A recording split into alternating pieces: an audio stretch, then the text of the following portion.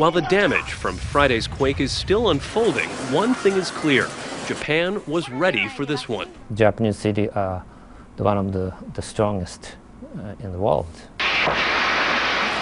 6,000 people were killed in the Kobe quake of 1995. That was Japan's wake-up call.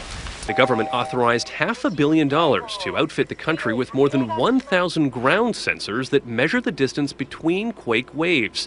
It's designed to trigger alerts on TV, radio, and cell phones seconds before more tremors hit, possibly saving lives. Japan is the only country that can provide such information on the early warning system. Japan pours $100 million annually into earthquake research and preparedness. I think there's no dispute it's the world's best seismic network. Geographically, Japan is only 4% the size of the U.S., but its annual quake budget is about twice what it is here. Still, one project in the U.S. hopes understanding quakes will lead to early warnings. The idea is, just like a black box on an airplane, it's not going to keep the airplane from falling out of the sky, but it does provide the aerospace industry and the safety experts to understand why that plane fell out of the sky. Those instruments were handed out to 1,200 volunteers in California to gather information about what happens when a quake hits. Earthquake prediction, nobody has reliably done that. It'd be more towards earthquake understanding. Getting a warning of several seconds is one thing, but what about more than that?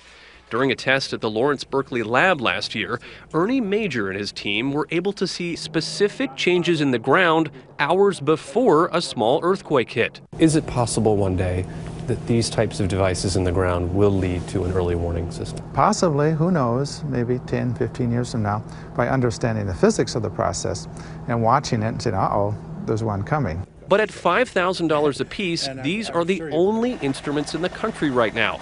By comparison, they're installed all over Japan. That country also regiments drills like these and has enforced new building codes with design innovations that allow skyscrapers to teeter instead of topple. So until scientists here are able to accurately predict earthquakes, they're working to make buildings safer. Things look different from up here. At the University of California, Berkeley, this is one of 15 labs in the U.S. testing everything from port stability to how much stress steel beams can handle to what happens inside a building. Any heavy content of the building, if not secured to the walls of the building, they will tend to be tossed around and cause injuries or worse. Exactly. But without significantly more funding, those types of tests remain in the lab, leaving millions of people vulnerable. It may be a hard lesson learned from the tragic images in Japan, which could have been even worse.